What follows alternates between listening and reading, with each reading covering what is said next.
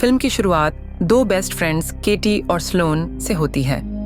केटी बहुत सीधी सादी है, जबकि स्लोन थोड़ी बिंदास है। दोनों शहर से बाहर जाने वाले ट्रिप के लिए एक्साइटेड हैं। उन्हें इको फील्ड ऑर्गेनिक फार्म्स में 1 महीने काम करना है ताकि वे न्यूयॉर्क सिटी में शॉपिंग के लिए पैसे बचा सकें। अगले दिन सुबह केटी के कॉप अंकल जेसन उन्हें लेने आते हैं और वे फार्म जाने से पहले एक रात जेसन और उनकी गर्लफ्रेंड के घर रुकते हैं। वहां स्लोन एक मजेदार आइडिया देती है कि जब तक वे इस नए टाउन में हैं, वे फेक नेम्स यूज करेंगी। स्लोन अपना नाम हेथर और केटी अपना नाम रिप्ली रखती है। अगले दिन अंकल जेसन उन्हें बस स्टेशन छोड़ने जाते हैं। क्योंकि वो एक प्रोटेक्टिव कॉप हैं, वो कहते हैं कि अगर कोई प्रॉब्लम हो तो उन्हें सेफ वर्ड भेजना होगा। डील ये है कि हर दिन अल्फाबेटिकल ऑर्डर में एक नया कोड वर्ड भेजना होगा और पहले दिन का सेफ वर्ड एप्पल होता है। जेसन के जाने के बाद बस आने में अभी 1 घंटा है तो दोनों कैफे में बैठने का फैसला करती हैं। वहां 2 टाउन्समैन उनसे इंटरेस्ट दिखाने लगते हैं और चारों एक ही टेबल शेयर करने लगते हैं। लड़कियां अपने फेक नेम्स बताती हैं, जबकि लड़के खुद को जेड और लूकस नाम के भाई बताते हैं। जेड और लूकस उन्हें फार्म तक छोड़ने का ऑफर देते हैं। केटी पहले हिचकिचाती है, लेकिन स्लोन की साइलेंट रिक्वेस्ट देखकर मान जाती है। दोनों लड़कियों को लेकर लड़के अपनी ब्लू ट्रक में निकलते हैं, लेकिन चीजें प्लान के मुताबिक नहीं होती। जेड डिलिबरेटली फार्म को क्रॉस कर देता है, जिससे केटी और स्लोन कंफ्यूज हो जाती हैं। आखिरकार वे एक अजीब जगह पहुंचते हैं, जहां उनकी स्केची मदर उनका स्वागत करती है और टी पीने का इनवाइट देती है। केटी को तभी अंकल जेसन का मैसेज आता है और वो कोड वर्ड एप्पल भेजकर कंफर्म कर देती है कि सब ठीक है। लेकिन जब वे पाई और टी पीती हैं तो उनकी नजरें धुंधली होने लगती हैं। पता चलता है कि ड्रिंक्स में ड्रग्स मिला हुआ था। दोनों भागने की कोशिश करती हैं, लेकिन जेड और लूकस उन्हें अनकॉन्शियस कर देते हैं और वापस अंदर ले जाते हैं। अगले दिन केटी और स्लोन जंगल के बीच चेन्स में बंधी होती हैं और पैनिक कर रही होती हैं। जेड उन्हें बताता है कि अब वे यहीं रहेंगी और उन्हें बेसिक एमिनिटीज दिए जाएंगे, जैसे कपड़े, बेड और टॉयलेट। फिर बोरिस, जो जेड का बॉस है, वहां आता है और केटी का फोन चेक करता है कि कोई उनकी लोकेशन ट्रैक कर रहा है या नहीं। तभी उसे पता चलता है कि केटी और स्लोन ने झूठे नाम बताए थे और मैसेज में कोड वर्ड भी था। जब सच उगलवा लिया जाता है तो दोनों एप्पल सेफ वर्ड होने की बात कबूल कर लेती हैं। इसके बाद दोनों मेकशिफ्ट शावर में नहाने की तैयारी कर रही होती हैं। तभी टाउन का शेरिफ गन लेकर वहां पहुंच जाता है, लेकिन ये शेरिफ बहुत गंदा आदमी निकलता है जो ह्यूमन ट्रैफिकिंग को सपोर्ट करता है। वो यहाँ सिर्फ अपनी घिनौनी हरकतें करने आया है। उसके जाने के बाद स्लोन केटी के पास जाती है, जो बुरी तरह से डरी हुई होती है, और उसे दिलासा देने की कोशिश करती है। टाउन के दूसरी तरफ अंकल जेसन परेशान हो रहा है, क्योंकि केटी का जो लेटेस्ट मैसेज आया है उसमें वही सेफ वर्ड है जो उसने कल यूज किया था। जंगल में जेड और लूकास एक नए कस्टमर का स्वागत करते हैं, जिसे हम स्क्रफी गाय कहेंगे। वो स्लोन को उठाकर ट्रेलर के अंदर ले जाता है। कोई हैरानी की बात नहीं, स्क्रफी गाय एक साइको टाइप का इंसान है। दूसरी तरफ कॉप अंकल जेसन आखिरकार स्लोन और केटी के वर्क प्लेस पर कॉल करता है और पता चलता है कि वे कल से काम पर पहुंची ही नहीं। अब उसे पूरा यकीन हो जाता है कि वे किसी मुसीबत में हैं और वह उन्हें ढूंढने निकल पड़ता है। इस बीच स्लोन और केटी की हालत और खराब होने वाली है, क्योंकि अगला कस्टमर पिछले वाले से भी ज्यादा स्केची है। जेड और लूकास जल्दी से उनके हेड्स कवर कर देते हैं जैसे ही नया कस्टमर पास आता है। पिग मास्क डूड आता है और स्लोन को उठाकर ट्रेलर के अंदर ले जाता है।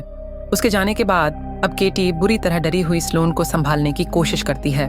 हमें नहीं पता कि पिग मास्क डूड ने उसके साथ क्या किया, लेकिन स्लोन पहले से भी ज्यादा ट्रॉमेटाइज लग रही है। अगले सीन में अंकल जेसन टाउन के शेरिफ ऑफिस पहुंचता है और वहां उसी परवर्टेड शेरिफ से मिलता है जिसे हमने पहले देखा था। यहाँ हमें पता चलता है कि अंकल जेसन सिर्फ एक कॉप नहीं बल्कि FBI एजेंट है। वो अपनी चिंता जताता है और पूरी तरह से कन्विंस होता है कि उसकी नीस किडनैप हो चुकी है। स्टोरी को और इंटरेस्टिंग बनाने के लिए किसी वजह से FBI अंकल शेरिफ को यह बता देता है कि उसे कैसे पता चला कि केटी मुसीबत में है, क्योंकि उसने नए कोड वर्ड का इस्तेमाल नहीं किया।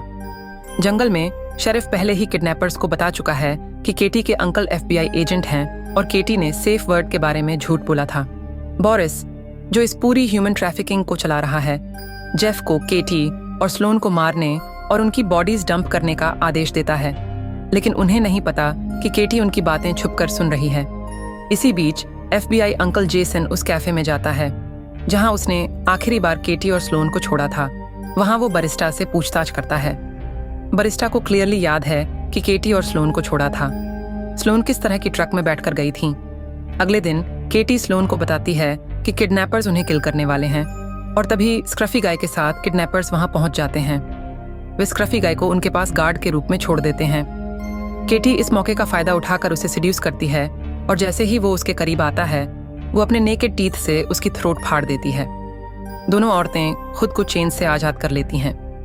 थोड़ी देर बाद शेरिफ वहां पहुंच जाता है, शायद उन्हें मारने के लिए। लेकिन जैसे ही वो अपनी कार से बाहर आता है, केटी और स्लोन उसकी कार चोरी करके भाग निकलती हैं। वे सीधा टाउन जाकर हार्डवेयर स्टोर में गियर अप करने के लिए जाती हैं। अब रियल रिवेंज शुरू होने वाला है।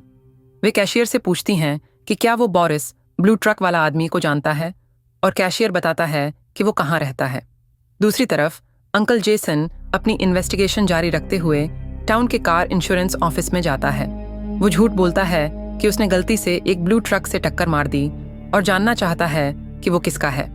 उधर बोरिस अपने घर पहुंचता है, लेकिन उसे नहीं पता कि केटी और स्लोन पहले ही वहां छुपे हैं। जैसे ही वो अंदर आता है, वे उस पर नेल स्पाइक्ड टेनिस बॉल्स फेंक देती हैं, जिससे वो बुरी तरह घायल हो जाता है। अब टेबल टर्न हो चुका है। बोरिस अपनी जान की भीख मांगने लगता है, यहाँ तक कि वो पैसे देने की भी ऑफर करता है, बस उसकी जान बख्श दी जाए। लेकिन तभी अंकल जेसन बोरिस के घर के बाहर पहुंच जाता है। अंदर जाते ही केटी और स्लोन उस आदमी की पहचान के बारे में पूछने लगती हैं जो पिग मास्क पहनता था। जब बोरिस बताने से मना कर देता है तो केटी और स्लोन एक मेकशिफ्ट स्पीयर उठाकर उसे उसके पीछे घुसेड़ देती हैं, जिससे उसकी मौत हो जाती है। अंकल जेसन जब आखिरकार घर के अंदर आता है तो उसे लगता है कि केटी और स्लोन जा चुकी हैं और वो मरते हुए बोरिस को देखता है। तभी उसे कार इंजन्स की आवाज़ सुनाई देती है और वो बाहर भागता है।